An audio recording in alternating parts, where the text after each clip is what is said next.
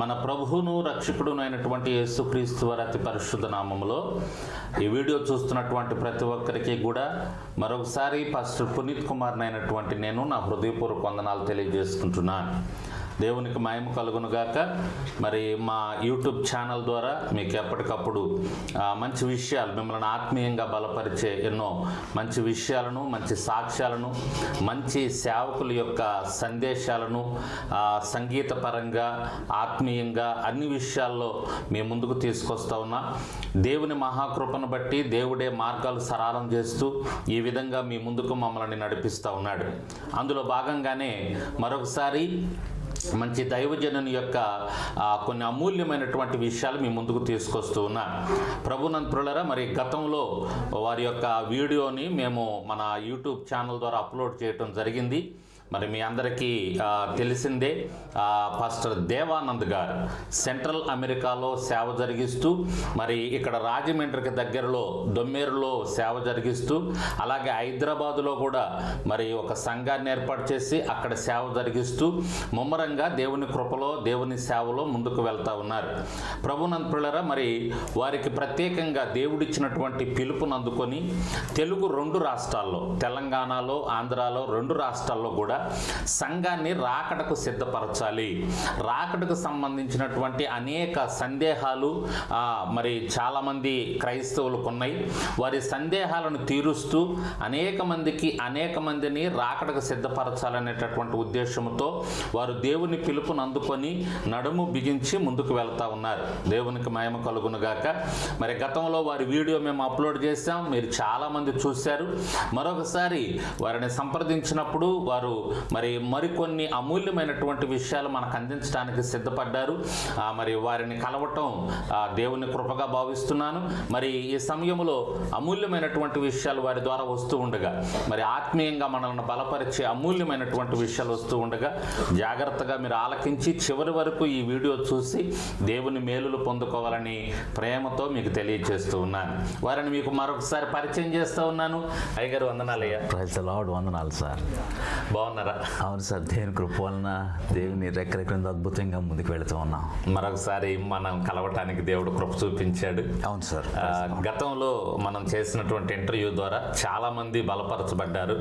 రాకడను గురించినటువంటి అమూల్యమైనటువంటి విషయాలు మీరు అందించారు దేవానంద్ గారు.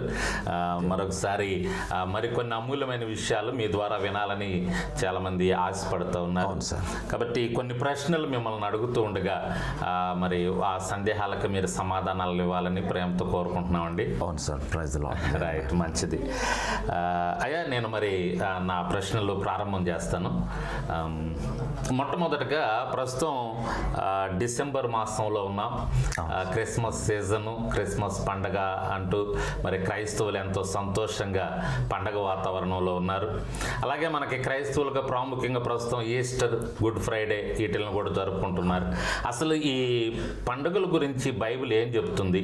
పండుగలు ఉన్నాయా లేవా? మరి ఇటువంటి సందేహానికి మీరు సమాధానం ఇవ్వాలి. ప్రేమతో మీకు ఈ ప్రశ్నను తెలియజేస్తూ ఉన్నాను. అవును సార్, నిజంగా సంఘము తెలుసుకోవాల్సినటువంటి విషయాన్ని మీరు అడిగారు. ఒకసారి మనం దేవుని వాక్యాన్ని మనం పరిశీలిస్తున్నప్పుడు యూదులకి పండుగలు ఇవ్వబడ్డాయి. మనం లేవికాండం 23 అధ్యాయం చదువుతున్నప్పుడు వారికి ఇవ్వబడినటువంటి 7 పండుగలను మనం గమనిస్తే పస్కా పండుగ, పొంగని రొట్టెల పండుగ, పులిని రొట్టెల పండుగ అని మనం అంటూ ఉన్నాం. తర్వాత ప్రథమ ఫలముల పండుగ, తర్వాత వారముల పండుగ మరొక పేరు పెంతెకొస్తు పండుగ. పెంతెకొస్తు అనగా సార్ 50వ దినము. ఇవి 4 పండుగలు ప్రభువైన యేసుక్రీస్తు మొదటి రాకడలో ఫస్ట్ కమింగ్లో నెరవేర్చబడ్డాయి. ప్రభువైన యేసుక్రీస్తు పస్కా గొర్రెపిల్ల. ఆయన పొంగని పులి అనగా దేవుని వాక్యంలో పులి అనేది పులియడము, ఈస్ట్ అనేది పాపము, సిన్. అది లేనిది ప్రభువైన యేసుక్రీస్తు సిలువలో మరణించి సమాధి చేయబడి తిరిగి లేచాడు, పరిశుద్ధుడు. గుళ్ళిపట్టనీయుడు అనగా హెరోదు, పిలాతు వీళ్ళందరూ పరిశీలించినప్పుడు నీతిమంతుడు, ఆయనలో ఏ లోపము పాపము లేదు, దేవుని గొర్రెపిల్ల. తర్వాత 50 దినమున ఆత్మ కుమ్మరింపబడింది. ఇవన్నీ ఫస్ట్ కమింగ్లో నెరవేర్చబడ్డాయి సార్. ఫస్ట్ కమింగ్ ఏ నెల సార్? యూదులకి మనం తీసుకుంటే అబీబ్, నిస్సాం. సరిగ్గా అది మనకి మార్చ్ ఏప్రిల్లో వస్తూ ఉంది. అంటే మార్చ్ ఏప్రిల్లో ఫస్ట్ కమింగ్లో స్ప్రింగ్ సీజన్, వసంత కాలము, ఇవి నెరవేర్చబడ్డాయి. తర్వాత సార్ వాళ్ళకి మరలా చెప్పబడ్డాయి. తర్వాత పండుగ వాళ్ళకి బోరుధ్వనుల పండుగ అనగా ఫీస్ట్ ఆఫ్ ట్రంపెట్స్, బోర్లు ఊదబడతాయి. తర్వాత 6వది ప్రాయశ్చిత్తార్థ పండుగ, ఫీస్ట్ ఆఫ్ అటోన్మెంట్, ప్రాయశ్చిత్తం. సార్ అంతకుముందు పస్కా బలిలోనే ఆయన మన కొరకు వధింపడ్డాడు కదా, మళ్ళా ప్రాయశ్చిత్తార్థం దేనికి? ఆ పండుగలో ఇశ్రాయేల్ను ఆయన డీల్ చేయడానికి సెకండ్ కమింగ్లో వచ్చినప్పుడు. అది మనం జకర్యా గ్రంథము 13 అధ్యాయంలో మనం చూస్తాం. 12 అధ్యాయంలో వారి కొరకు ఒక ఓట తీయబడుతుంది. ఆ దేవుడు ఆ రాకడలో ఇశ్రాయేల్ అందరూ శేషించిన వారు ఆయన తొట్టు తిరిగి రక్షణలోనికి వస్తారు. కాబట్టి అది ప్రాయశ్చిత్తార్థము, ఫీస్ట్ ఆఫ్ అటోన్మెంట్. సార్ చివరిది గుడారముల పండుగ, ఫీస్ట్ ఆఫ్ టాబర్నకల్. సార్ ఈ 4 పండుగలు ఫస్ట్ కమింగ్లో నెరవేర్చబడ్డాయి మార్చ్ ఏప్రిల్. అయితే మన ప్రశ్న ఏమిటన్నట్లయితే, ప్రభువైన యేసుక్రీస్తు జన్మించాడు, నీవు నా కుమారుడవు, నేడు నిన్ను కనియుంటిని, ఐ హ్యావ్ బిగాటన్ టుడే. ఆయన జన్మించాడు, ఇది అందరికీ తెలుసు. అయితే ఇప్పుడు సంఘంలో ఉన్న సమస్య, కన్ఫ్యూజన్ ఏమిటన్నట్లయితే, కొంతమంది ఖచ్చితంగా డిసెంబర్ 25నే జన్మించాడు. So called some Christian speaker celebrities 25 మాత్రమే అనే వాళ్ళకి ఇప్పుడు నేను ఆన్సర్ చెప్తున్నాను వాక్యం నుండి. లేదు, సెప్టెంబర్లో జన్మించాడు అంటే సార్ తిష్రీ నెల, సెప్టెంబర్ అక్టోబర్లో వస్తుంది సార్ అని కొంతమంది సో కాల్డ్ సెలబ్రిటీ స్పీకర్స్ ఇంటర్నెట్లో మనం చూడగానే ఇవి ఖచ్చితంగా వీళ్ళకి నేను అడుగుతున్నాను ఏమిటంటే, రైట్, ఇది కరెక్ట్ అయితే లేఖనాల్లో తర్వాత చేర్చగలరా వీళ్ళు? ప్రకటన 22 అధ్యాయంతో బైబిల్ అయిపోయింది కదా, ఇవి మళ్ళీ జోడిస్తారా? ఇంత ఖచ్చితంగా ప్రభు జన్మించాడు అనేది వాస్తవం. అపోస్తులు నడిచారు, ప్రభు అయిన యేసుక్రీస్తు మన కొరకు జన్మించాడు. అయితే మరలా అక్కడ ఉన్నటువంటి మేంజర్, ఆ పశువుల పాక, తొట్టే లేదు, మళ్ళీ రిపీట్ అవ్వదు. ఆయన జన్మించాడు, మన కొరకు ఉన్నాడు. ఆత్మ కుమ్మరింపబడింది, మళ్ళా మేడగద్ది మనం అక్కడికి వెళ్ళటం లేదు, మనలోనికి వస్తున్నాడు. ఇప్పుడు ఆత్మ మన మీద దిగి వస్తున్నాడు. అవి అప్పుడు వచ్చాయి, మళ్ళీ అవి రిపీట్ అవడం లేదు. నేటి సంఘాల్లో కొన్ని చూస్తే ఖచ్చితంగా ప్రతి ఏటా ఆయన ఖచ్చితంగా సమాధి తొట్టులో పెడుతున్నాము, ప్రతి డిసెంబర్లో మనం ఉయ్యాల తొట్టులో పెడుతున్నాం, ఆయన పరుండ పెడుతున్నాం. ఇదేమిటి ఇది సార్? నీతిమంతుడు విశ్వాసం మూలంగా జీవించను. ఎర్ర సముద్రంలో ఫరో యొక్క రథచక్రాలు దొరికినాయి కాబట్టి నేను నమ్ముతున్నాను యేసుక్రీస్తుని.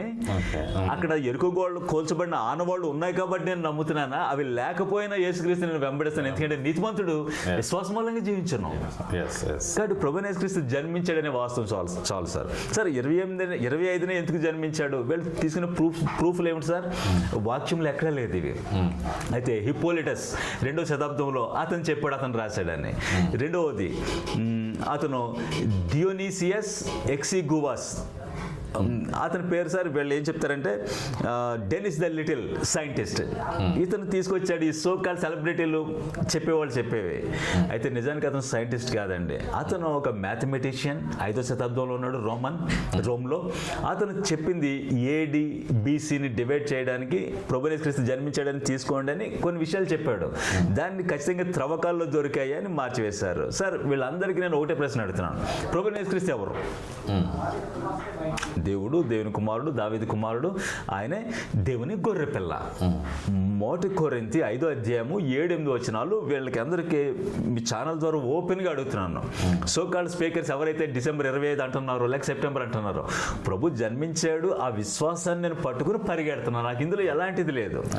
అయితే క్రైస్తవులకు పండుగలు ఉన్నవి అది చెప్పడానికి ముందు మీకు చెప్తున్నాను. ప్రభువైన యేసుక్రీస్తు పస్కా గొర్రెపిల్ల అయితే సార్ ఏం చెప్తుంది? నిర్గమకాండం 12వ అధ్యాయం 6వ వచనంలో పస్కా గొర్రెపిల్ల అనేది ఈ నెలలో మొదటి నెల మీకు మొదటి దినము అని చెప్పినప్పుడు అది నిస్సాన్, మార్చ్ ఏప్రిల్ సార్. పస్కా గొర్రెపిల్ల ప్రభువైన యేసుక్రీస్తు అయి ఉండాలంటే ఒకటి వితౌట్ బ్లెమిష్, అది నిర్దోషంగా ఉండాలి. అది ఎలా ఉండాలి? గొర్రెపిల్ల 1 year old, 1 సంవత్సరం అయి ఉండాలి సార్. పస్కా గొర్రె పిల్ల 1 year old మాత్రమే తీసుకోవాలి. ల్యాంబ్ 1 year old అంటే సార్ ఎప్పుడండి అది? నిస్సాన్ నెల, మార్చ్ ఏప్రిల్లో. అది ఖచ్చితంగా మార్చ్ ఏప్రిల్లోనే పస్కా గొర్రె పిల్ల చనిపోవాలి. నిస్సాన్లోనే, అబీబ్లోనే, నిస్సాన్లోనే జన్మించి ఉండాలి. సార్ అర్థమైంది సార్? పస్కా గొర్రె పిల్ల 2 అవి ఆ రిక్వైర్మెంట్స్ క్వాలిఫై అవ్వాలి. ఎలాంటి లోపం ఉండకూడదు, నో బ్లెమిష్. రెండవది 1 year old అయి ఉండాలి, నిస్సాన్లోనే జన్మించాలి, నిస్సాన్లోనే చనిపోవాలి. ప్రభువైన యేసుక్రీస్తు పస్కా గొర్రె పిల్ల అయితే ఎక్కడ డిసెంబర్లో జన్మిస్తాడు? ఇప్పుడు చెప్పండి సార్.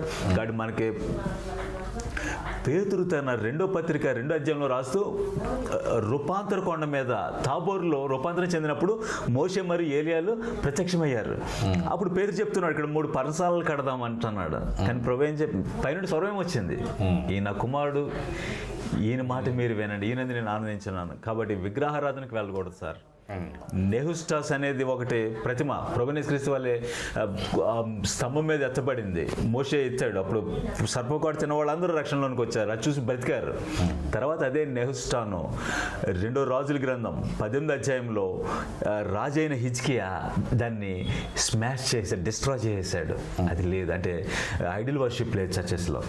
కాబట్టి ప్రభువైన యేసుక్రీస్తు డేట్స్ పెట్టకండి, అయితే ఆయన జన్మించాడనే వాస్తవాన్ని తీసుకోండి. అయితే మన పండుగ ఏమిటి? ఎస్, క్రైస్తవ యూదులకు పండుగలు ఉన్నాయి, అవన్నీ యేసుక్రీస్తులు నెరవేర్చబడ్డాయి. సెకండ్ కమింగ్లో మిగతా 3 నెరవేర్చబడతాయి. బోరధ్వనుల పండుగ, ప్రాయశ్చిత్తార్థము, తర్వాత ఫీస్ట్ ఆఫ్ టాబర్నకల్ గుడారాల పండుగ. అయితే క్రైస్తవుల పండుగలు ఉన్నవా?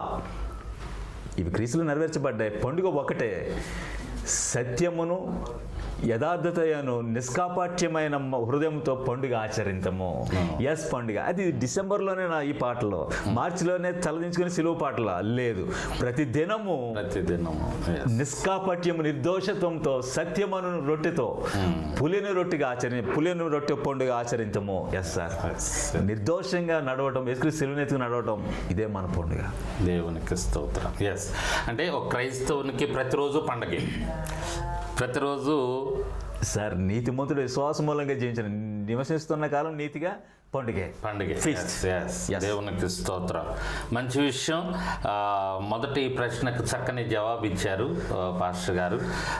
రెండవ సందేహం ఏంటంటే, మనం విత్తువాని ఉపమానం చూస్తున్నాం కదా, యేసయ్య చెప్పినటువంటి విత్తువాని ఉపమానం. ఈ విత్తువాని ఉపమానంలో మనం లాస్ట్కి వచ్చేటప్పటికే మంచి నేలను విత్తబడినటువంటి విత్తనం 30 దంతులు 60 దంతులు 100 అంతులుగా ఫలిస్తుంది అని చూస్తున్నాం. మిగతాయి ఫలించినట్లుగా మనకు కనపడట్లేదు. అసలు ఏంటి ఆ తేడా ఏంటి? అక్కడ యేసయ్య చెప్పినటువంటి ఆ ఉపమానంలో అర్థం ఏంటి? మనం ఎలా తీసుకోవాలి దాన్ని? అవును సార్, ఇది కూడా మంచి ఉపమానాన్ని మీరు గుర్తు చేశారు. మనకి అంతకు ముందు సార్ విత్తనాలు పడుతూ ఉన్నాయి, త్రోవ ప్రక్కన పడ్డాయి. ఇది మత్తయి సువార్త 13వ అధ్యాయంలో వస్తుంది సార్. త్రోవ పక్కన పడ్డాయి, వాళ్ళు గ్రహించలేకపోయారు కాబట్టి సాతాను వచ్చి వాటిని పక్షులు ఎత్తుకుపోయాయి అని చెప్పారు. వాళ్ళు ఫలించలేదు, రక్షణ లేదు. రెండవది అవి రాతి నేలను పడ్డాయి, వేరు వచ్చింది కానీ అది లోతు మను లేనందున అది కూడా ఫలించలేదు. అయితే ఇప్పుడు మీరు అడిగిన ప్రశ్న ఏమిటన్నట్లయితే, మంచి నేలనే యోగ్యమైన మనసులోనే పడ్డాయి, మరి ఎందుకు అన్ని 100 అంతలు ఫలించలేదని మీరు అడుగుతున్నారు. ఎందుకు 30 అంతలు 30 fold 60 fold ఇలాగ ఎందుకు వచ్చాయి, 100 అంతలు ఎందుకు రాలేదు? సార్, నేటి సంఘాలు మనం ఆలోచించాల్సింది ఏమిటన్నట్లయితే, ప్రకటన గ్రంథము 7 సంఘాల గురించి, ఆశయమైన టర్కీలో ఉన్న సంఘాల గురించి మాట్లాడుతున్నప్పుడు సార్ 3వ అధ్యాయానికి వచ్చేసరికి సార్దిస్ అనే సంఘము, అక్కడ ఏం చెప్తున్నాడంటే, నీ క్రియలు నువ్వు జీవించుచున్నావన్న పేరు మాత్రమే ఉన్నది, you have a name as alive, బతుకున్నట్టుగా నీ పేరు ఉంది, కానీ నువ్వు మృతుడివే అని చెప్తున్నాడు. You are dead. అంటే ఏమిటి? చర్చెస్కి వచ్చేవాళ్ళు ఈ విధంగా ఉంటారా? నిలువచిన స్థితిలో ఉంటారా? లవిదేక సంఘము చర్చంతో లోపల ఉంటే అక్కడ తలుపు తట్టేవాడు లోపలికి వచ్చి తడతాడా, బయట నుంచి తడతాడా?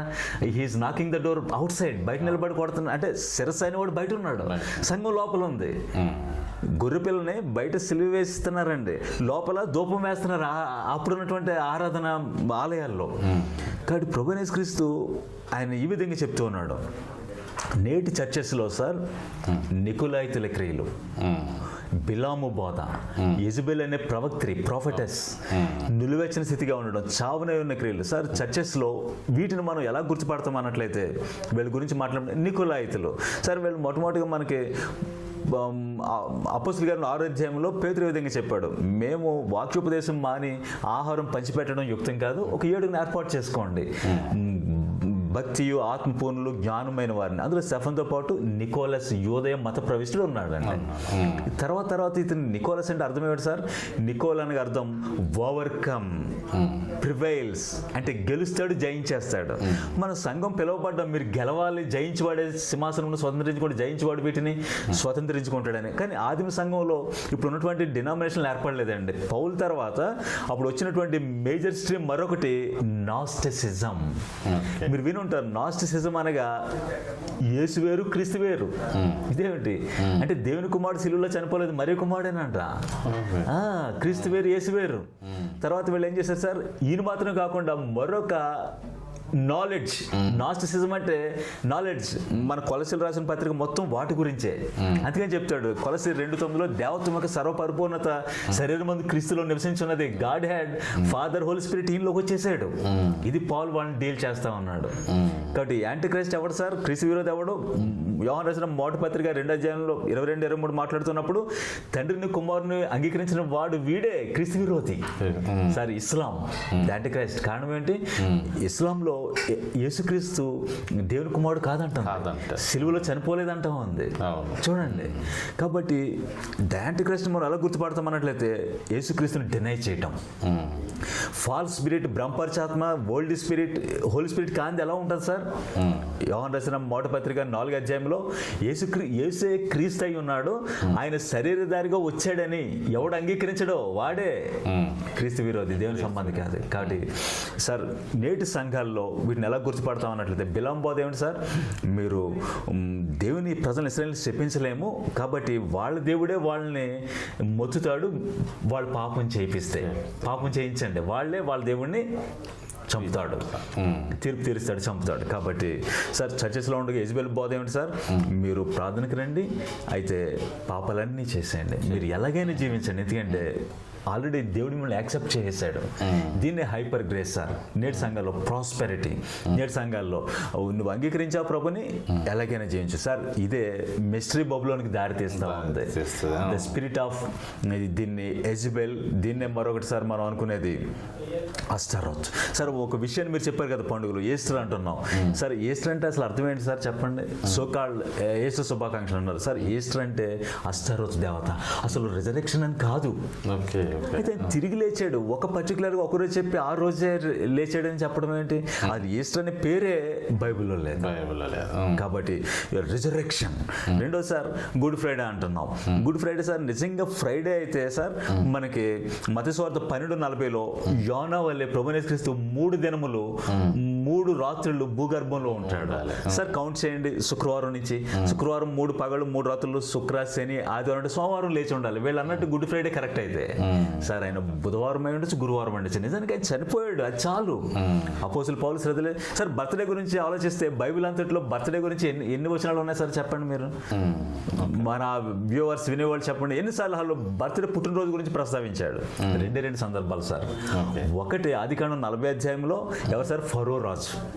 40 ఆదికాండము 40 వచనానికి వచ్చేసరికి అప్పుడు కూడా ఒక వ్యక్తిని అతను ఉరివేసి చంపేశాడు. అతను బేకర్, రొట్టెలు చేసేవాడిని, ఒక రాజు, ప్యాగన్ కింగ్.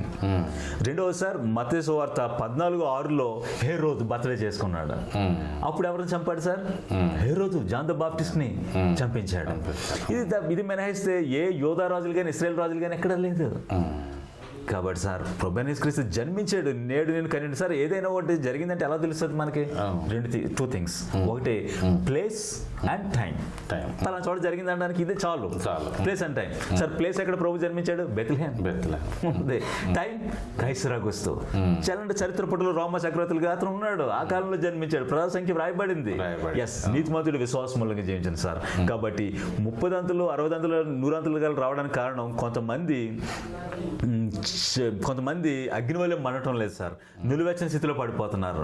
ఉమ్ము వేయని ఉద్దేశించాడంటే ఉమ్ము అంతకు ముందు ఊయకుండా మన నోట్లోనే ఉంటుంది మంది, మరి ఊసినప్పుడు దాన్ని తీసుకోం. కాబట్టి ఊసాడంటే దేవుడు ప్రమాదం. కాబట్టి సిలువనెత్తుకు నడవాలి. గిఫ్ట్స్ కంటే ఫ్రూట్స్ మీద దృష్టి పెట్టండి. ఆత్మఫలం ఫలించినోడు, తను క్రూసిఫై చేసుకుని నడిచినాడు, ఆయనతో పాటు ఉంటాడు సార్. కాబట్టి యోగ్యమైన మనసులు అంగీకరించాం. అయితే కొంతమంది నూరంతలు ఫలించలేరు. కారణం ఇస్సాకు దేవుని చిత్తం చేస్తూ తిరిగి ఐగుప్తుకి వెళ్ళలేదు కాబట్టి అతను కరువులో కూడా నూరంతలు ఫలించాడు.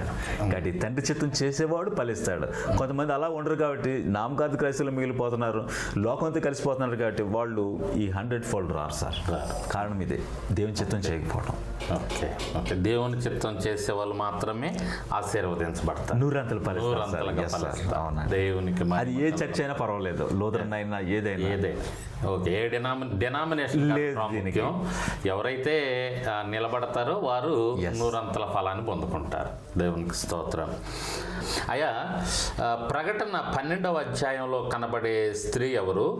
సంఘానికి ఆమెకి సంబంధం ఉందా? ఎస్ సార్, నిజంగా ప్రకటన గ్రంథం 12వ అధ్యాయంలో మనం ఒక స్త్రీ సూర్యుని ధరించి, ఇది పరలోకమందు సూచన, కాళ్ళ క్రింద చంద్రుడు, 12 కిరీటములు అనే స్త్రీని మనం చూస్తాం సార్. సాధారణంగా మనం దేవుని వాక్యం చదువుతున్నప్పుడు స్త్రీ ఇజ్రాయెల్కి సంబంధించింది. సంఘము అని చూసినప్పుడు పవిత్రమైన కన్యక, చాస్టైజ్ వర్జిన్, ప్యూర్ వర్జిన్. అలాగే మరొక స్త్రీ గురించి కూడా మనకు కనపడుతూ ఉంటుంది. ప్రకటన గ్రంథం 17వ అధ్యాయంలో మహావేశి అని, గ్రేట్ హోర్. అయితే నిజానికి ప్రకటన గ్రంథంలో ఉన్న ఆ 12వ అధ్యాయంలో ఉన్నటువంటి స్త్రీ ఆమె గురించి మాట్లాడుతూ సూర్యుని ధరించటము, చంద్రుడు పాదముల దగ్గర 12 నక్షత్రములు. సార్, ఇది మనం చూసినప్పుడు ఆమె మగ శిశువుకు జన్మనివ్వటం, ఆ మగ శిశువు సర్వలోకాన్ని ఇనుపు దండంతో ఏలే వాడు ప్రభువైన యేసుక్రీస్తు ఆయన. అయితే ఆమె ఎవరు? మనకి ఆదికాండం 37వ అధ్యాయంలో సార్ యోసేపు ఒక కళ వచ్చింది, ఒక స్వప్నం. యోసేపు టీనేజ్ బాయ్గా ఉన్నప్పుడు ఈ విధంగా చెప్పాడు, సూర్యుడు చంద్రుడు 11 నక్షత్రాలు అతనికి సాగిలిపడి నమస్కరించాయి. అప్పుడు యాకోబు వెంటనే చెప్పాడు, సూర్యుడు అంటే చంద్రుడు అంటే తల్లి తండ్రి నేను, నీ 11 మంది సోదరులు నీకు నమస్కారం చేస్తామరా అని గద్దించాడు, కానీ మనసులో పెట్టుకున్నాడు. అది తర్వాత ఏంటంటే సార్, సూర్యుడు చంద్రుడు అని చెప్పినప్పుడు అది ఆ స్త్రీ ఇజ్రాయెల్ నేషన్. మరొకటి చెప్పాలంటే జెరూసలేం సిటీ, యెరూషలేం.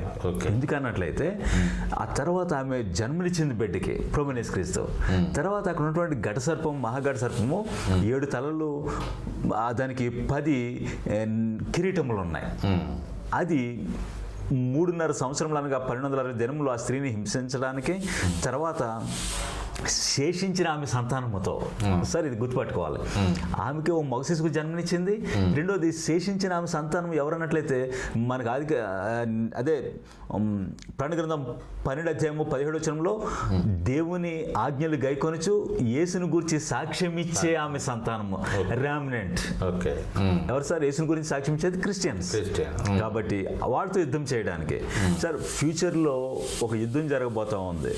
ఆమె యెరూషలేమును ఏం చేస్తుంది, అలాగే క్రైస్తవులను శ్రమ పెడుతుంది, యుద్ధం జరుగుద్ది, ఘట సర్పము. భూమి మీద ఒక రాజ్యం ఏర్పడుతుంది సార్, 10 మంది రాజులు ఏర్పడతారు. ఆ కాలానికి రావడానికి ఇక్కడ ఉన్నటువంటి స్త్రీ యెరూషలేము. ఎందుకన్నట్లయితే ప్రభువైన యేసుక్రీస్తును మనం తీసుకున్నప్పుడు అన్ని యెరూషలేంలోనే మొదలయ్యాయి. ప్రభు జన్మించింది బెత్లెహేం అనగా ఇంకా యెరూషలేం. తర్వాత ఆయన తిరిగి బేతనీ నుండి పరలోకానికి వెళ్ళింది ఒలీవల కొండ, యెరూషలేం. ఆయన తిరిగి రాబోతున్నది యెరూషలేం. King is coming back to యెరూషలేం.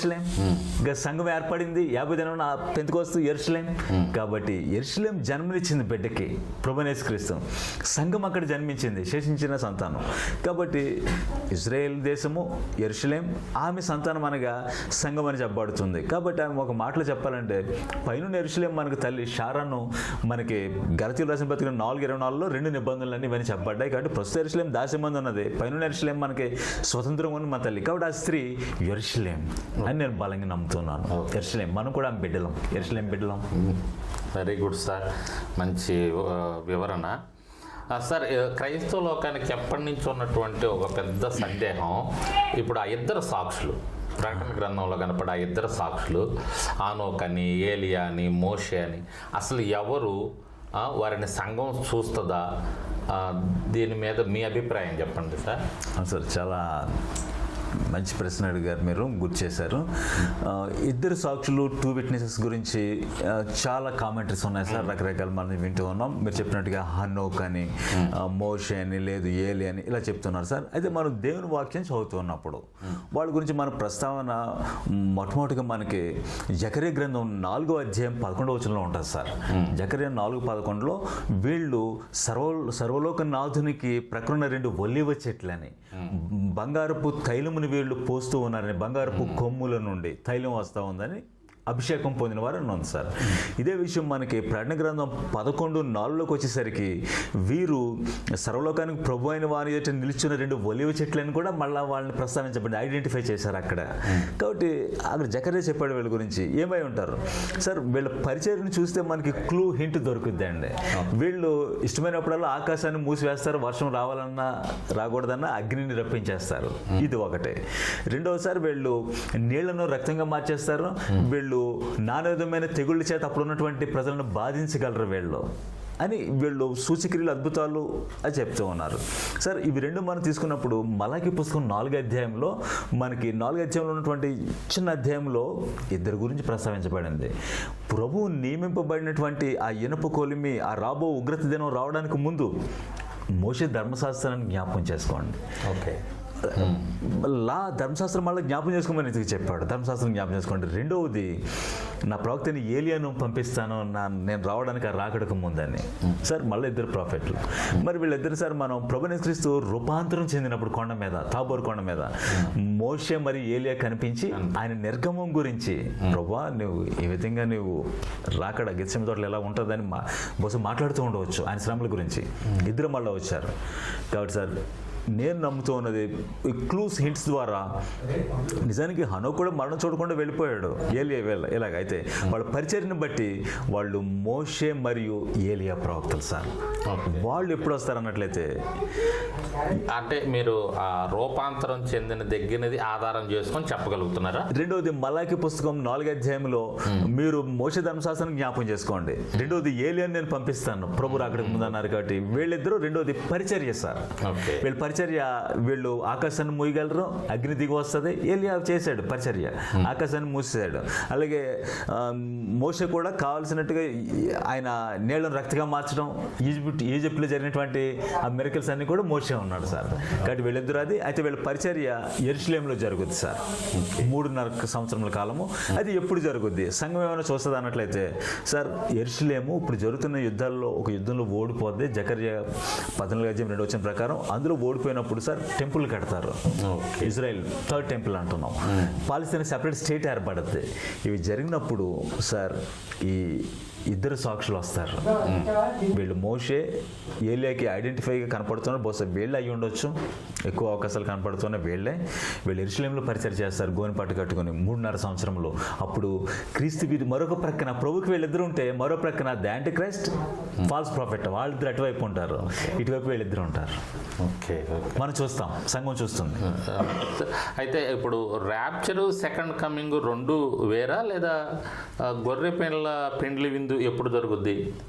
అవును సార్, నిజానికి సార్ మనం చర్చెస్లో ర్యాప్చర్ అనే పదం సాధారణంగా వింటూ ఉన్న ప్రభు రాకడ ఎత్తబడటము, అలాగే ప్రభు వస్తాడు, సెకండ్ కమింగ్ అనేది, ఇవి 2 మనకు తరచుగా వినపడుతూ ఉన్నాయి.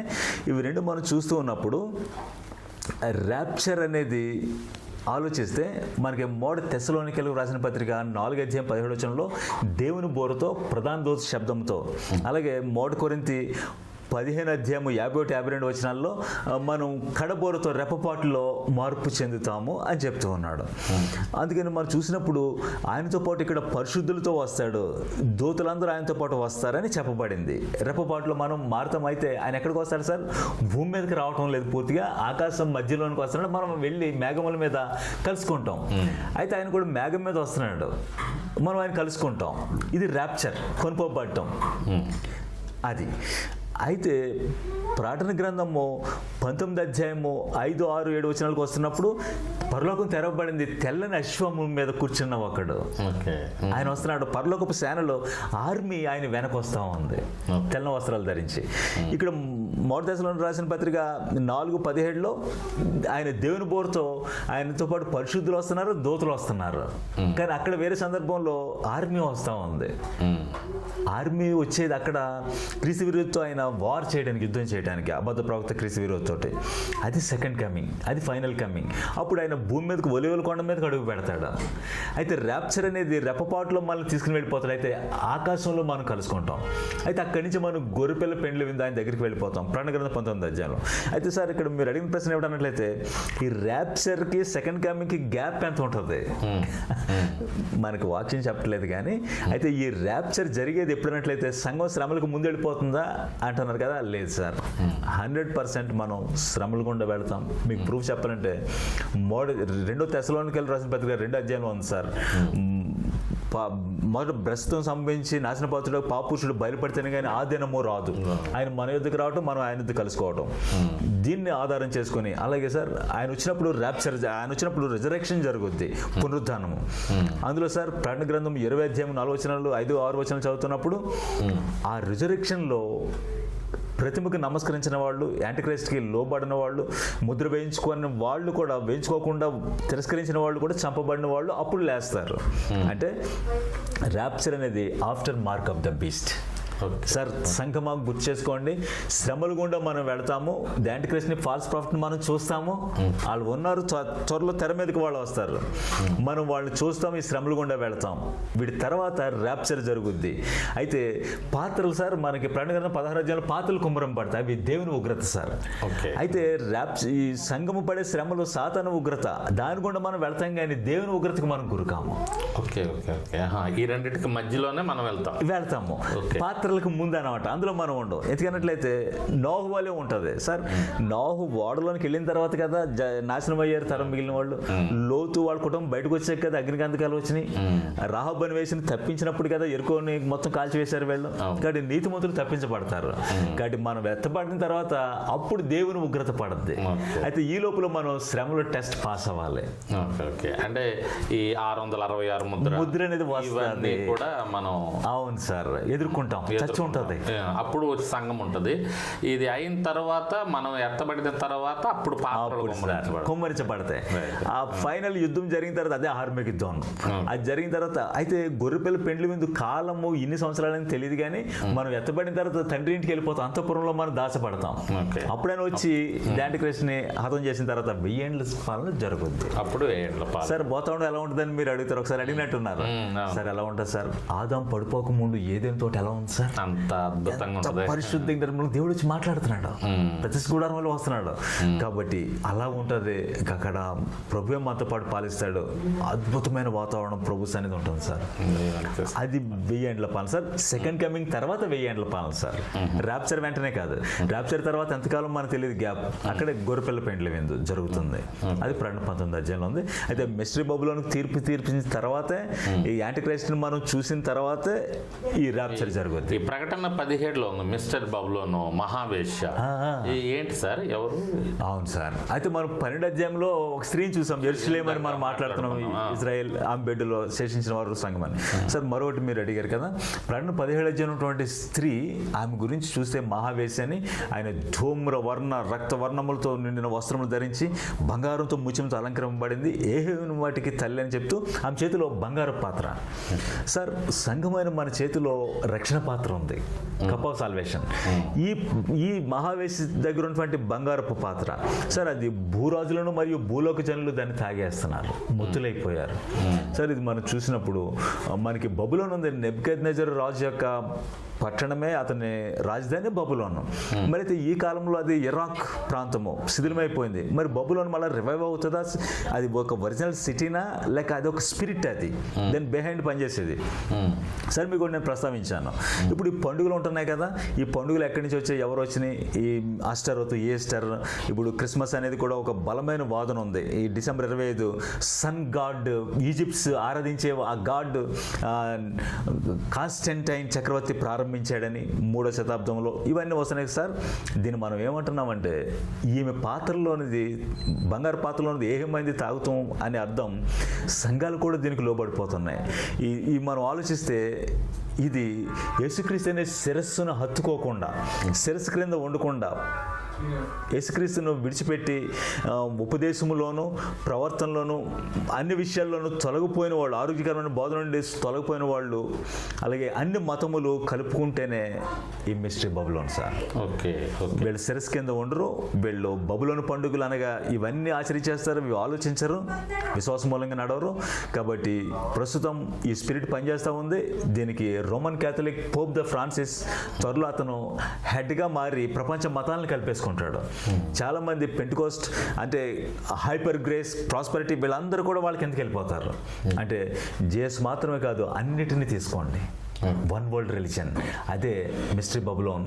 దీనికి మరో పేరు అస్టరోత్, పోర్నోగ్రఫీ. అది కూడా అస్టరోత్ అండ్ పోర్న్ అంటే అదే అర్థం, ఈస్టర్. ఇవన్నీ కూడా దీని వెనక ఉన్నాయి. అదే ఇజబెల్ స్పిరిట్. Okay, yes. ఇప్పుడు ఈ 1000 ఏండ్ల పరిపాలన భూమి మీద జరుగుతాయా, లేకపోతే దానికి ఏదైనా ప్రత్యేకమైన ప్లేస్ ఉందా? అది ఎట్లా చెప్పుకోవాలి మనం? సార్, మనం దేవుని వాక్యం చూస్తున్నప్పుడు యెషయా గ్రంథం 11వ అధ్యాయంలో ప్రభువైన యేసుక్రీస్తు 5-6 వచనాలకు వెళ్తున్నప్పుడు ఆయన పరిపాలిస్తాడు. అక్కడ గొర్రె పిల్ల, తర్వాత తోడేలు, ఎలుగలు ఇవన్నీ కూడా కలిసి వెళతాయి, సింహం ఎద్దువలే గడ్డి మేస్తని ఇవన్నీ చెప్తున్నాడు. తర్వాత 65వ అధ్యాయం ప్రకటన యెషయా గ్రంథంలోను కొన్ని వచనాలు ఇవి మనం తీసుకుంటున్నప్పుడు సార్, సెకండ్ కమింగ్ తర్వాత అంటే హార్మిగిద్దోన్ తర్వాత ఈ భూమి మీదే యెరూషలేములో 1000 సంవత్సరంలో మొదలవుతుంది సార్ మిలీనియం. ఈ భూమి మీదే అప్పుడు శేషించిన ప్రజలు ఈ దేహాలతో వెళ్తారు, మనం మహిమ దేహాలతో వెళ్తాం. కాబట్టి ఈ భూమి మీదే యెరూషలేములో 1000 ఏండ్ల పైన యెరూషలేము, ఆ యెరూషలేం మీదకి దిగొచ్చేస్తుంది. ఈ యెరూషలేం రాజధాని. ఇప్పుడు చిన్నపిల్లలు ఉంటారా అందులో? సార్ ఖచ్చితంగా అందులో మనం వాక్యం చదువుతున్నప్పుడు యెషయా గ్రంథం 11వ అధ్యాయం నుంచి చదువుతున్నప్పుడు బాలుడు సైతము 100 ఏండ్ల గలవాడై మృతి చెందాడని ఉంటుంది. అంటే క్రైస్తవులు చనిపోరు, రక్తమాంసంలో మనం ఉండము, మహిమ దేహాల్లో ఉంటాం. అప్పుడు శేషించిన వాళ్ళు, యుద్ధంలో మేల్కొన్న వాళ్ళు కొంతమంది అందులోకి వెళ్తారు. ఇప్పుడు హార్మిగిద్దోన్ యెరూషలేం కేంద్రంగా జరుగుతుంది సార్ ఇది. కాబట్టి కొంతమంది బతుకుంటారు, వాళ్ళు అందులో ప్రవేశిస్తారు. అయితే మీరు అడిగిన ప్రశ్నకి చిన్నపిల్లలుగా చనిపోతే పరలోకం వెళ్తారని అడుగుతున్నారా మీరు? అవును. ఇప్పుడు ఆల్రెడీ కొంతమంది చనిపోయినారు. దేవుని పిల్లలు, దేవుని నమ్ముకున్నటువంటి కుటుంబాల్లో కూడా చిన్నపిల్లలుగా ఉన్నటువంటి వాళ్ళు, మరి అన్యుల కుటుంబాల్లో కూడా చిన్నపిల్లలు, యుద్ధాలు జరుగుతున్నప్పుడు కదా పిల్లలు. మామూలుగా నిజంగా సార్, మంచి ప్రశ్న. నిజంగా ఇటు మిడిల్ ఈస్ట్లోను, యుక్రెయిన్లోను పిల్లలు చనిపోతున్నారు, క్రిస్టియన్ చర్చెస్లో పడిపోతున్నారు. అయితే సార్ క్యాథలిక్స్ ఒకటి తీసుకుని వచ్చారు సార్. పిల్లలు చనిపోయారా, వాళ్ళకి బాక్సం లేదు కాబట్టి పరలోకం వెళ్ళరు, కాబట్టి శ్రమలు గుండా వెళ్తారు. పర్గేటరీ పేరు విని ఉంటారు. అది దాటుకోవడానికి వాళ్ళ పేరు చెప్పి ఇక్కడ బాప్సం తీసుకోండి, దానికి రుసుము కట్టండి, మేము ఇస్తాం అనేది తీసుకొచ్చారు సార్. ఇది ఫాల్స్ టీచింగ్. అయితే సార్ ఒక ప్రశ్న ఏమిటి, పిల్లలు వెళ్తారా? మనకి ప్రతిసారి వాక్యాన్ని బేస్ చేసుకుని మనం మాట్లాడాలి, హింట్ లేకపోతే ఆగిపోదాం.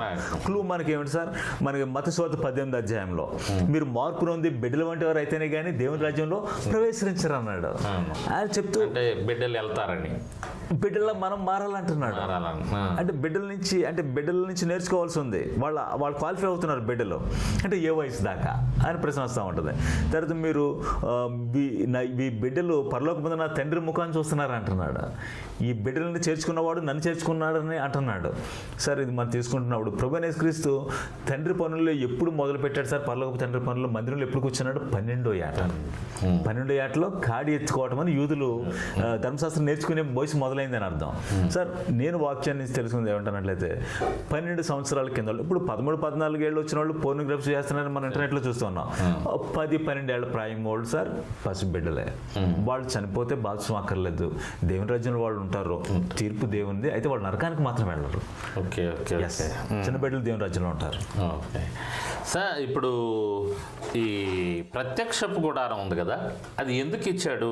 దాని నుండి సంఘం నేర్చుకోవాల్సిన నేర్చుకోవాల్సిన పాఠం ఏంటి ఈ ప్రత్యక్ష గుడారం నుంచి? సార్ నిజంగా పెద్ద సబ్జెక్ట్ అదే, చాలా టైం తీసుకుంటుంది, కానీ మీకు సార్ క్లుప్తంగా కొన్ని విషయాలు చెప్తాను. నిజానికి ఖచ్చితంగా తెలుసుకోవాల్సింది సార్ టాబర్నకల్, ప్రత్యక్ష గుడారం. సార్ ఇది వినగానే మనం చర్చస్లో ఏమనుకుంటారు, ఏదో పాత నిబంధన కదా, మోషే కాలంలో ఇచ్చాడు కదా, అరణ్యంలో ఇచ్చాడు కదా, ఇప్పుడు మనకు అవసరమే ఏంటి అనుకుంటారు కదా సార్. సార్ అసలు ప్రత్యక్ష గుడారము మోషేకి దేవుడు ఎందుకు ఇచ్చాడు, ఏది చూపించాడు, కొండ మీద నీకు చూపించబడిన మాదిరి చొప్పున ఈ గుడారం నిర్మించని చెప్పాడు. అంటే ఇది ఒక మాదిరి దేన్ని చూపించాడు సార్? మీకు ఇంకో విషయం నేను చెప్తున్నాను. ప్రస్తుతము మనము హెబ్రీ రాసిన పత్రిక 9వ అధ్యాయం చదువుతున్నప్పుడు సార్, ఆ హెబ్రీ గ్రంథకర్త బహుశా పౌలై ఉంటాడు, ఈ విధంగా చెప్తూ ఉన్నాడు, ప్రభువైన యేసుక్రీస్తు అహరోను క్రమంలో 8వ అధ్యాయం కూడా చదువుతున్నప్పుడు యాజకుడు కాదు, అహరోను క్రమంలో యాజకత్వం చేసే వాళ్ళు ఉన్నారు. కాబట్టి ఈయన ఆదిలో చేరాడు, భూమి మీద ఉండగా ఈయన యాజకుడిగా అనబడ్డాడు. ఈయన మెల్కీసెదెకు క్రమం ప్రకారం నిరంతరం యాజకుడైనాడు. ప్రభువైన యేసుక్రీస్తు తన స్వరక్తం తీసుకుని ఎక్కడికి వెళ్ళాడు సార్? ఈ మోషే గుడారంలోకి వెళ్ళాడా? వెళ్ళలేదు, పరలోకపుకి వెళ్ళిపోయాడు. నిజమైన గుడారం అంటున్నాడు. అంటే పరలోకంలో ఉన్న గుడారాన్ని ఆ టైపాలజీ ప్యాటర్న్ భూమి మీద ఒకటి చూపించాడు సార్. టాబర్నకల్ అంటే అర్థమేంటి సార్? డ్వెల్లింగ్ ప్లేస్, నివాస స్థలం. అంటే ఏ నివాసము అంటే ఇశ్రాయేల్ సర్వ సమాజంలో దేవుడు మీ మధ్యన నేను నివసించడానికే పరిశుద్ధ స్థలము. నిర్గమకాండం 25:8లో చెప్తున్నాడు, నేను మీ మధ్యన వాసం చేస్తాను. తర్వాత సార్ ఇదే ఫుల్ఫిల్మెంట్ ఎక్కడ సార్? మనకి ప్రకటన గ్రంథం 21:3లో దేవుని నివాసం మనుషులతో కూడా ఉన్నదే, దేవుడు వారితో కాపురం ఉంటున్నాడు, దేవుడు వారికి దేవుడై ఉండి వారితో ఉంటున్నాడు. Emmanuel, God with us. Sir ఇప్పుడు చూడండి, ఈ టాబర్నకల్ ఇచ్చిన తర్వాత ఎన్నో ఉపకరణాలు ఉంటున్నాయి సార్, ఫర్నిషింగ్స్ ఇవన్నీ ఉంటున్నాయి కదా, బలిపీఠం దగ్గర నుంచి మందసం వరకు. మందసం దేవుని నివాసం సార్. మోషే గుడారము క్రమంగా ఏమైంది సార్? యెహోషువ తర్వాత ఏమైంది? న్యాయాధిపతుల గ్రంథం వచ్చింది కదా, అప్పుడు అది షిలోహులోనికి వచ్చింది, ప్రామిస్డ్ ల్యాండ్లో. అప్పుడు ఏలి, సమూయేలు వీళ్ళందరూ ఉన్నారు. తర్వాత అక్కడ ఏమైంది సార్? ఈ సమూయేలుకి ముందు ఫిలిస్తీన్లు వేళ్ళ మీదకి వచ్చి మందసానికి తీసుకుని వెళ్ళిపోయారు. రైట్, ఇంకా గుడారము ఉపకరణాలు ఇంకా లేవు, మందసం మాత్రం మిగిలింది, తీసుకుని వెళ్ళిపోయారు సార్. తర్వాత మందసం ఎక్కడికి వచ్చిందండి? ఇది మందసం అబీనదాబు గృహంలో 20 సంవత్సరాలు ఉందండి మందసం. తర్వాత మనసు ఎక్కడికి వచ్చింది సార్? దావీదు తీసుకురావాలనుకున్నాడు. అయితే లేవీలు కాకుండా ఎద్దుల బండి మీద తీసుకురావడానికి వెళ్ళాడు, సైన్యాన్ని తీసుకుని వెళ్ళాడు మిలిటరీ పవర్ తోటి. కానీ దేవుడు అది కాదని చెప్పాడు, చూపించలేదు. తర్వాత అతను అప్పుడు మందసము ఒబేదెదోము ఇంటి దగ్గర 3 నెలలు ఉంది. ఆ తర్వాత ఏమైంది? దావీదు తీసుకుని వచ్చి ఇప్పుడు మోషే గుడారం కాదు, దావీదు గుడారం వేసి మంచం మాత్రమే ఉంది, ఇంకా బలిపీఠం లేదు, ఇంకేమీ లేదు. ఆ మంచం ముందు 288తో మొదలైన గాయకులు 4,000 మందిని పెట్టి, మ్యూజిషియన్స్ అండ్ సింగర్స్, వాద్యములు వాయించే వాళ్ళు అందరినీ రాత్రి పగలు వర్షిప్, బలులు లేవు సార్. ఇప్పుడు అర్థమేమిటి అన్నట్లయితే ఆమోస్ గ్రంథం 9వ అధ్యాయానికి వచ్చేసరికి పడిపోయిన దావీదు గుడారం నేను మరలా లేపుతానని చెప్పాడు. కాబట్టి సార్ మందసము ప్రభువైన యేసుక్రీస్తుని చూపెడతా ఉంది. ప్రభువైన యేసుక్రీస్తు క్రిస్మస్ అని మాట్లాడుతున్నాం కదా, అర్థం ఏంటండి? Emmanuel, God with us. Good news ఏమిటి? దేవుడు మనకు తోడుగా వచ్చాడు. బ్యాడ్ న్యూస్ ఏమిటి? దుర్వార్త, యెహోవాని ఎడబాసాడు, కృప నీకు తోడుగా లేదు. కాబట్టి మన అందరి కోసం వచ్చాడు సార్. ఇప్పుడు ప్రత్యక్ష గుడారం ఏంటన్నట్లయితే ఒకటే, ఇంక ఏమీ లేవు, ఒకటే దేవుని గొర్రె పిల్ల, ఇక వేరే బలు లేవు, ఒకటే సదాకాలం బలి. కాబట్టి ప్రభువైన యేసుక్రీస్తు మనలో. అయితే మన దేహము దేవుని గుడారం అయిపోయింది. ఇదే ప్రత్యక్ష గుడారం, సాక్ష్యం గుడారం. మందసం ప్రభువైన యేసుక్రీస్తు లోపలికి వచ్చేసాడు. అయితే ఇప్పుడు మనం నిరంతరం వర్షిప్ చేయాలి, ఆరాధన చేయాలి. ఇక్కడ మీకు ఇంకో విషయం తెలియజేయాలి సార్. ప్రత్యక్ష గుడారం అంటే ఎన్ని భాగాలు సార్? 3. ఆవరణం, court, holy place, most holy place. పరలోకంలోకి వెళ్ళినప్పుడు కూడా సార్, దేవుడు సింహాసనం మందసం ఉన్న చోట అందరము ఉండమండి. మందసానికి దూరంలో ఉండేది ఆవరణం సార్, కానీ కోర్టుకి మళ్ళీ అవుటర్ కోర్టు బయట ఇశ్రాయేల్ గుడారాలు ఉన్నాయి. మళ్ళీ అంత దేవుని సమాజమే, ఇశ్రాయేల్ సర్వ సమాజం. ఈ ప్రత్యక్ష గుడారానికి దగ్గరగా ఉన్నవాళ్ళు కొంతమంది యాజకులు, ప్రధాన యాజకుడు మాత్రం లోపలికి వెళ్తున్నాడు. అయితే ఈ గుడారాన్ని దూరంగా ఉన్నవాళ్ళు కూడా టెంట్స్ బయట ఉన్నాయి గుడారాల్లో. కాబట్టి దేవుని సింహాసనానికి రక్షింపబడిన వాళ్ళే కోట్ల మంది దూరంగా ఉంటారు, పరలోకంలో ఉంటారు. ఎప్పుడో కానీ ఆయన చూడలేరు. చూడండి, పరలోకి వెళ్ళిన వాళ్ళు కూడా కోర్టులో ఉంటారు, ఎక్కడో దూరంగా, తెల్లని వస్త్రాలు మాత్రమే. కొంతమంది యాజకులు లోపలికి వెళ్తున్నారు, అంటే పరిచర్య చేసేవాళ్ళు, దేవునితో కొంచెమైనా నడిచిన వాళ్ళు. మరి కొంతమంది సెలెక్టెడ్, మోస్ట్ హోలీ ప్లేస్ అనగా మందసం, అంటే పౌల్ లాంటి వాళ్ళు, సుందర్ సింగ్, పెద్ద పెద్ద సేవకులు ఉన్నారు కదా నడిచిన వాళ్ళు, జనకరణ్ గారు లాంటి వాళ్ళు మాత్రం ఇక్కడ. కాబట్టి నేను సంఘానికి తెలియజేస్తే అన్నట్లయితే, మీరు అంతముదే విన్నాం కదా, 30 దంతలు 60 దంతలు ఏమిటన్నట్లయితే 100 అంతలు ఫలించాలంటే సిలువనెత్తుకున్నాడు అండి. నీతిమంతుడు విశ్వాసం మూలంగా జీవించను. కాబట్టి ప్రభు జన్మించాడు మన కోసం. అయితే ఈ రోజైనా ఒక డేట్ మనం ఫిక్స్ చేయాల్సిన అవసరం ఏమొచ్చింది? రోజు మనం పండుగ ఆచరించము, పులియని రొట్టెతో నిష్కాపట్యం మనం నీతితో నడుద్దాం, అదే మనకి ఆరాధన. కాబట్టి పరలోకంలో కూడా సార్ స్థలమును సిద్ధపరుస్తున్నాడు. అయితే అందరం ఒకే చోట ఉండం, అయితే నరకం తప్పించుకుంటున్నాం. అయితే నీకు ఇచ్చే బహుమానాలు, కిరీటంలో సింహాసనం వేరువేరుగా ఉంటాయి. అదే ఒక్కరు తీసుకుంటారు బహుమానాలు, అయితే తక్కువ ఎక్కువ ఉంటుంది. ఎస్, అదే తెల్లని వస్త్రం, కొంతమందికి తెల్లని వస్త్రం ఆర్డినరీగా ఉంటే కొంతమందికి అదే లైట్ వెలుగుతో ఉంటుంది, కళ్ళతో చూడలేం, కొంతమందికి మహిమతో ఉంటుంది. సరే, అప్పుడు కూడా మనస్సాక్షి ఉంటుంది, బాధపడతాం, అయ్యో జీవించలేకపోయామే, ఆ రోజు సిలువ మోయలేదు కదా. చాలా అద్భుతమైనటువంటి విషయాలు చెప్పారయ్యా. అయితే మనం ఎప్పుడు నిత్యం ఆరాధన చేస్తూ ఉండాలి, దేవుణ్ణి స్తుతిస్తూ ఉండాలి. అంటే పాటల గురించి, సంగీతం గురించి అడుగుతున్నారు అంటే మీరు, అంటే ఆరాధన అంటే మనం ఎలా చేయాలి? పాటలతోనేనా? సార్ మీరు అంటే మీరు క్రిస్టియన్ మ్యూజిక్ గురించి అడుగుతున్నారా? పాటలు ఎలా ఉండాలి? సార్ రైట్, అక్కడికి వస్తాను. అసలు ఆరాధన అంటే ఎలా చేయాలి ఏంటనే దాని దగ్గర నుంచి మనం స్టార్ట్ చేస్తే మనం రైట్. సార్ నేను ఒక విషయం అడుగుతున్నాను. సంగమం మీకు అందరూ తెలుసు కదా, అపోస్తలుల 16వ అధ్యాయంలో పౌలు శీలని బొండలతో బిగించి కొట్టేశారు కదా, స్తుతించారు. వాళ్ళు కూర్చున్నప్పుడు వారు ప్రార్థనలు చేసి కీర్తనలు పాడారు. వాయిస్ ఎలా ఉంటుందో తెలియదు, మైక్రోఫోన్ లేదు, ఏం లేదు, పాటలు పాడారు. ఇక్కడ మ్యూజిక్ కొట్టినోళ్ళు లేరు. కానీ సార్ అక్కడ ఏమొచ్చింది? భూకంపం వచ్చింది, గాడ్స్ ప్రెజెన్స్ వచ్చేసింది. సార్ నేటి 100 మందిని నిలబెడుతున్నాము, డ్రెస్సులు వేస్తున్నాం, యూనిఫామ్ వేసి పాడిస్తున్నాం సార్, వచ్చేది హోలీ స్పిరిట్. ఆడికి వచ్చేది ఏ స్పిరిట్? నిజానికి సంఘాల్లో ఆ పాస్టర్ మనసాక్షికే తెలుసు నిజంగా హోలీ స్పిరిట్ వస్తుందా వాళ్ళ దగ్గరికి. కానీ చెరసాల్లో కొట్టి పాడేసిన వాళ్ళ దగ్గర పాడితే దేవుడు వచ్చాడు అక్కడికి.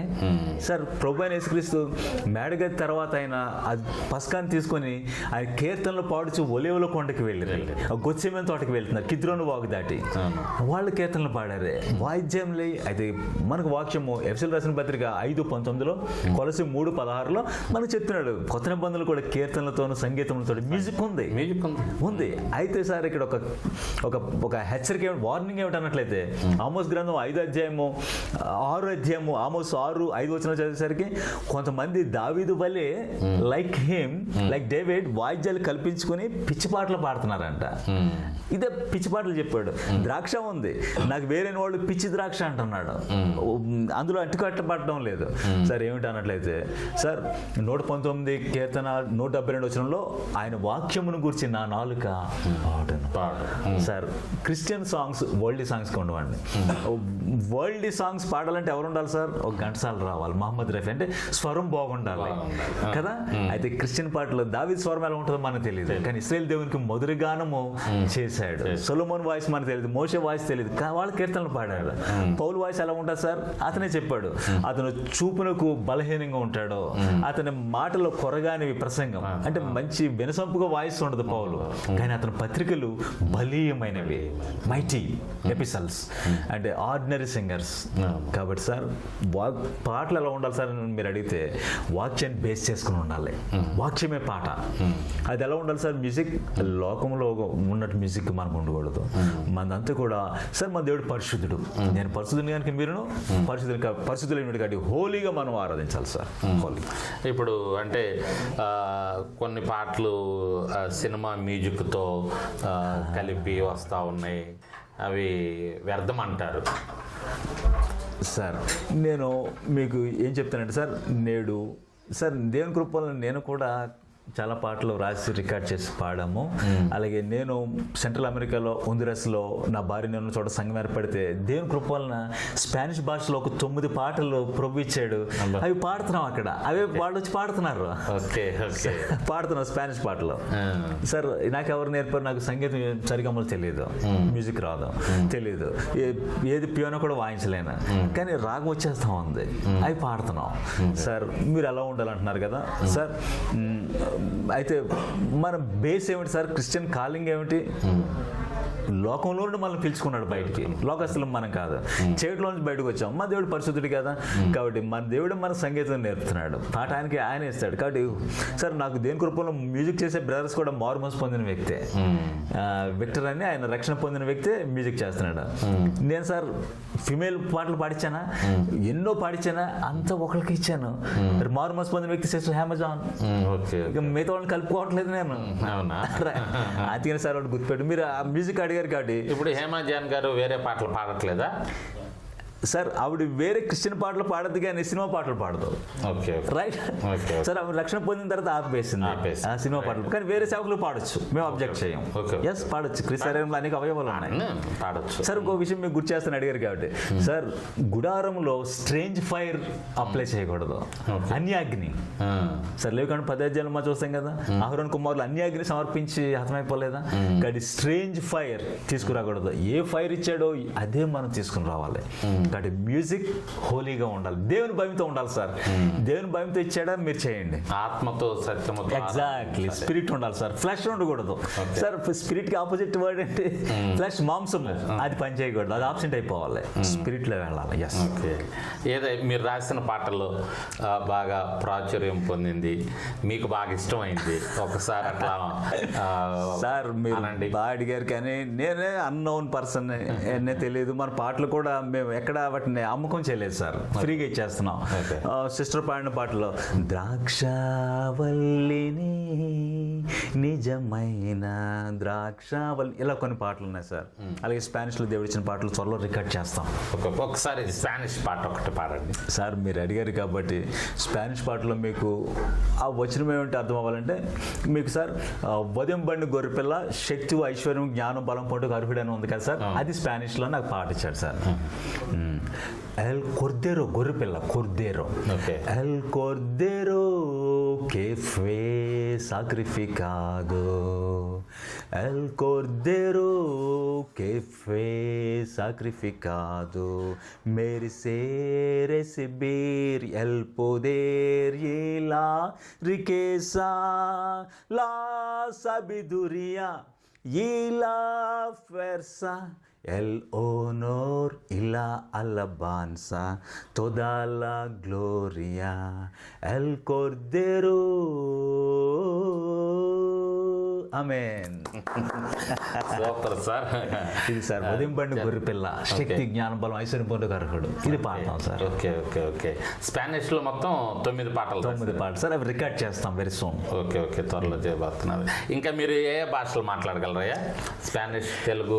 సార్ తెలుగు మా మదర్ టంగ్ సార్, మనం మాట్లాడుతున్నాం చక్కగా. దేని కృపంలో కొంచెం ఇంగ్లీష్ మాట్లాడతాను సార్, హిందీ, స్పానిష్. మరి నా భార్య బిడ్డలకి తెలుగు రాదు పూర్తిగా, చిన్న 2-3 మాటలే, కానీ వాళ్ళు స్పానిష్ మాట్లాడతారు. ఇక నాకు స్పానిష్ కూడా దాదాపు నేను ఆన్సర్లు చేస్తూ ఉంటాను సార్. తమిళ్ నాకు అర్థం అవుతుంది, బెర్గ్మన్స్ పాటలు నాకు ఇష్టం. ఓకే ఓకే, తమిళ్ నాకు అర్థం అవుతుంది, తమిళ్ కూడా పాడతారు. బెర్గ్మన్స్ పాటలు నాకు బాగా ఇష్టం. ఏది ఆయన పాడిన పాటలు మీకు ఏది బాగా ఇష్టం? బాగా ఇష్టమైన పాట సార్ బెర్గ్మన్స్ నేను పర్సనల్ కలిసానండి రాంచీలో ఒకసారి, మా సిస్టర్ వాళ్ళు ఉన్నప్పుడు. మెడ్రాస్ కదా ఉండేది, మెడ్రాస్ అయినా అప్పుడు అక్కడ రాంచీ మీటింగ్ జరిగింది 2002-3 ప్రాంతంలో. స్టేజ్ దిగి అందరూ వెళ్ళిపోతుంటే నేను కలవడానికి వెళ్ళినప్పుడు చెప్పారు, ఈ బ్రదర్ మీ పాటలు పాడతాడా అని చెప్తే, అప్పుడు 100 పాటలు నేను పాడేస్తాను పుస్తకం చూడకుండా. బెర్గ్మన్స్ పాటలు ఆయన తమిళ్, తెలుగు పాటలు బెర్గ్మన్స్ సరిగ్గా ఉండవు, తమిళ్ మనం వినాలి సార్. అది ఆత్మ సత్యంతో ఆరాధించాను. అప్పుడే చంపి అని చెప్పి, నీకు గాడ్ ఇస్ విత్ యూ, నా పాటలు పాడుతున్నావు అంటే దేవునితో ఉంటాడని చెప్పాడు సార్. చాలా అద్భుతమైన పాటలు ఉంటాయి అతని పాటల్లో. నాకు ఇప్పటికీ యేసుక్రీస్తు నామం మీద పాడానంట. ఆ నామము ఎంత ఉన్నతమైంది అందులో రాసినప్పుడు అందులో ఉంటుందండి. కర్తర్ నామం ఎన్ పుగలిడమే కర్తోడు துதித்திடுவேன் யெகோவாயிரே எல்லாமே பார்த்து கொள்வீர் கலங்கலப்பா நாங்கள் கலங்கலப்பா కర్తర్ నామం. అద్భుతమైన చాలా బాగుంది. తెలుగులో కూడా బాగా వచ్చిందా? నేను సార్ తమిళ్లే వింటాను అతని, తెలుగులో ఆ స్థాయిలో లేవు. అవునవును, అంటే ఆయన కాబట్టి. రెండోసారి వీళ్ళు లిరిక్స్ అలా తర్జుమా అలాగా ట్రాన్స్లేట్ చేయటం లేదు. తమిళ్లో ఇంకా ఆత్మీయంగా. కరెక్ట్. Good good. చాలా అద్భుతమైనటువంటి విషయాలు మాకు తెలియజేశారు. దేవుడు ఇంకా మిమ్మల్ని బహుబలంగా వాడుకోవాలి. అనేక ప్రాంతాల్లో అనేక మంది సందేహాలు ఇంకా మీరు విడమరిచి వాటికి సమాధానం ఇవ్వాలి. అటువంటి జ్ఞానం కూడా దేవుడు మీకు ఇవ్వాలని మనస్ఫూర్తిగా మా ఛానల్ ద్వారా వీక్షిస్తున్న మేమందరం కూడా కోరుకుంటూ మీ కొరకు ప్రార్థన చేస్తాం సార్. Thank you sir. అందరికీ వందనాలు. మరొకటి, నేను ఎక్కడో విలేజ్ నుంచి హైదరాబాద్ రావడానికి కారణం, ఇక్కడ మనకు బ్రదర్ ఉన్నారు అగస్టిన్ అని. ఆయన ఫ్యామిలీ అంటే ఇప్పుడు మీరు రాజమండ్రి విలేజ్ నుండి నుంచి ఇప్పుడు హైదరాబాద్ ఒక టీమ్ తోటి వచ్చారు సార్. కొంతమంది బ్రదర్స్ వచ్చారు. ఇక్కడ మాకు ఒక చిన్న చర్చ్ ఒకటి ఏర్పడింది హైదరాబాద్లో. తెలంగాణ మా మోటి చర్చ్ ఇక్కడ ఏర్పడింది. అగస్టిన్ గారిని మీకు చిన్న పరిచయం చేస్తాను. పేరు సార్, నేను బాడీ ఆఫ్ క్రైస్ట్ అని అనుకుంటున్నాను మోటి నుంచి. అయితే నాకు అపోస్తుల కార్యాలు 20 అధ్యాయము 24 వచనంకి వచ్చేసరికి, దేవుని కృపాస్వార్థ యందు నా పొరుగును కృపాస్వార్థ యందు తుదిముట్టింపవలని నా ప్రాణం నాకు ప్రియమైనదిగా ఎంచుకోవటం లేదు. సార్, నేను ముంబైకి గాస్పల్ 2014లో తెలుగు రాష్ట్రాల్లో ప్రతి జిల్లా హెడ్ క్వార్టర్స్ అండి. సపోజ్ మాకు పశ్చిమ గోదావరికి ఏలూరు ఉండేది అప్పట్లో. అలా ప్రతి చోట మేము 24 జిల్లాలు ఉమ్మడి రాష్ట్రంలో అడుగుపెట్టే ఆదిలాబాద్, తిరుపతి కూడా అండి. మా బ్రదర్స్ పనిచేశారు. ఈస్టర్ గుడ్ ఫ్రైడేలో మేము మందిరంలో ఉండమండి. మేము బయటకు వచ్చేసి ఈస్టర్ రోజున తిరుపతిలో మేము స్వార్థ ప్రకటించాం. అన్నవరం, ద్రాక్షారామం. RSS మాకు వార్నింగ్స్ ఇచ్చారు ఫోన్ కాల్స్ చేసి, ఇక్కడ ఉండకూడదు, తీసేయండి నీ మనుషులని. ఇలా పనిచేసిన తర్వాత మేము ముంబైకి బయలుదేరాను సార్. ఇంగ్లీష్ హిందీలో పత్రికలు రాసి. ఇద్దరు బ్రదర్స్, అందులో ఒక బ్రదర్ ఇప్పుడు వచ్చాడు. అయితే ఆ రోజు నాకు యాక్సిడెంట్ జరిగింది భయంకరంగా. 3 రోజులు కోమలో ఉన్నాను. స్టిచెస్ పడినాయి ఇక్కడ 4. హెల్మెట్ పగిలి జరిగింది. అక్కడి నుంచి మేము ఒక తర్వాత దేవుడు నాకు చూపించాడు అనమాట. ఎండ్ టైమ్స్ పనిచేయి, సంఘాన్ని మేల్కొల్పు అనేది మేము ఇది భారంగా తీసుకుని ఒక టీమ్గా మేము కలిసి ఇక్కడ నుండి పనిచేస్తూ ఉన్నాం. అందులో ఇక్కడ సంఘం ఏర్పడింది. మీరు అనుసరిస్తే బ్రదర్ని మీకు పరిచయం చేస్తాను. ఓకే. ప్రియ వీక్షకులకు ఒక చిన్న మనవి, అదేంటంటే బ్రదర్ దేవానంద్ గారు సెంట్రల్ అమెరికాలో పరిచర్య చేస్తూ ఉన్నారు. అక్కడ నుండి రాజమండ్రి దొమ్మేరులో పరిచర్య చేస్తూ ఉన్నారు. వీరిని అనుసరిస్తూ వీరి యొక్క సువార్త విని, వీరి మాటలు విని హైదరాబాద్లో కొంతమంది ప్రేరేపించబడి వీరి మార్గంలో ముందుకు వెళ్తూ ఉన్నారు. వీరి వెనుక ఒక టీం ఉన్నారు. మరి ఆ టీం వారే మమ్మల్ని కూడా ఆహ్వానించడం జరిగింది. ఈ కార్యక్రమం వారు ఏర్పాటు చేయడం జరిగింది. కాబట్టి బ్రదర్ గారి కోరిక మేరకు ఇప్పుడు ఆ టీమును కూడా మీకు పరిచయం చేస్తా ఉన్నా. వారు వస్తారు. ఆ టీం వారు వచ్చి వారు ప్రార్థన చేస్తారు. ఆ ప్రార్థనతో మనం ఈ యొక్క కార్యక్రమాన్ని ముగించుకుందాం. Okay sir. బ్రదర్, వారిని మీరు ఆహ్వానించండి. అవును సార్. Praise the lord. అందరికీ వందనాలు. దేవుని కృప వలన, దేవుని కృపా సువార్త యందు మా పొరుగును తుదిముట్టించాలి అనే అదే భారము ఎసెన్స్ పౌలు కలిగిన అభిప్రాయం తీసుకొని మేము సువార్త పరుగు రన్ ద గాస్పల్ మినిస్ట్రీస్ అని ప్రారంభించాం. దాదాపు 17 సంవత్సరములు నిండుకుని 19 ఏటకు మేము వస్తూ ఉన్నాం. 2005లో చిన్న సంఘం ఎక్కడో ప్రారంభమై ఇప్పుడు మేము తెలుగు రాష్ట్రాల్లో, ప్రపంచంలో కొన్ని దేశాల్లో కూడా మేము పనిచేస్తూ ఉన్నాం దేవుని కృప వలన. ఈ సమయంలో బ్రదర్స్ టీం కొంతమందిని మీకు పరిచయం చేస్తూ ఉన్నాం. హైదరాబాద్లో మాకు ఏర్పడిన సంఘం అగస్టిన్. ఈ రాయుడు ద్వారా దేవుడు మాకు ఒక ద్వారాన్ని తెరిచాడు. సంఘము ఏర్పడింది. ఈయన ప్రార్థన చేస్తాడు మీ అందరి కోసం. జీవముల పేపాలకు తండ్రి, కనికర సంపన్నుడ, సర్వశక్తి మంత్రుడైన యేసయ్య అనే నామమునకు మహిమ ఘనత ప్రభువులు అర్పిస్తున్నాను తండ్రి. ప్రభా, ఈ డిసెంబర్ 13వ తారీఖు తండ్రి ప్రభా కలుసుకుంటే నువ్వు ఇచ్చిన ఈ కృపను బట్టి మరొకసారి ఈ నామమునకు మహిమ ఘనత ప్రభువులు అర్పిస్తున్నాను తండ్రి. ప్రభా, మా యొక్క ధ్యేయము తండ్రి ప్రభా రాకడకు సంఘమును సిద్ధపరచడంలో తండ్రి. అయా ప్రస్తుత కాలంలో ప్రభా సేవకులు మరి పరిగెడుతున్నారో మాకు తెలియదు, కానీ ప్రభా మేమైతే ప్రభా నీ పిలుపుని మేము అందుకున్నాం. ఆ పరుగుని మేము ప్రభా అందుకొని పరిగెడుతున్నాం తండ్రి, సంఘాన్ని ప్రిపేర్ చేయడానికి తండ్రి. మా పరుగులో ప్రభా మేము ఎక్కడ అలసిపోకుండా తండ్రి ప్రభా సంఘమును తండ్రి నిద్రపోతున్న సంఘాన్ని మేలుకొల్పడానికి మమ్మల్ని మంచి సాధనంగా మమ్మల్ని వాడుకొని మమ్మల్ని ముందుకు తీసుకెళ్ళమని అడుగుతున్నాను తండ్రి. ప్రభా ఈ పరుగులో ప్రభా నీ ఆలోచన, నీ చిత్తం ప్రభా ప్రతిప్రదంగా మేము ముందుకు తీసుకుని వెళ్ళడానికి నీ కృపను గురించుకొని ప్రభా రాబోయే దినాల్లో ఇంకా బహుబలంగా నీ సేవకులతో పాటు మేము కూడా ప్రభా ఆయా ప్రయాసలు మేము కూడా పాలిభాగస్తులమే తండ్రి. అయ్యా పౌలు వాళ్ళే ప్రభా ప్రభా మా పరుగుని తుదముట్టించుటకు శక్తిని బలమును అనుగ్రహించమని మా టీం అంతటిని ప్రభా నీ రెక్కల చోట భద్రపరిచి ప్రత్యేకంగా తండ్రి ఈ దినం జరిగిన ఇంటర్వ్యూ అంతట్లో నీ కృప అనుగ్రహించమని మహిమ పొందు నజరేయుడైన యేసయ్య సర్వశక్తిని ప్రార్థించాలని వేడుకున్నాను తండ్రి. మన తండ్రి అయిన దేవుని యొక్క ప్రేమయు ప్రభువైన యేసుక్రీస్తు యొక్క కృపయు పరిశుద్ధాత్మక సవాసము కూడి వచ్చిన మనందరికీ తెలుగు సంఘములకు సర్వలోకపు పరిస్థితులకు తోడై ఉండి ముడత కళంక మాటిది మరేది లేకుండా ఆయన మహిమలు రాకుడికి అందరినీ సిద్ధపరచును గాక. ఆమేన్. Praise the Lord. అందరికీ వందనాలు.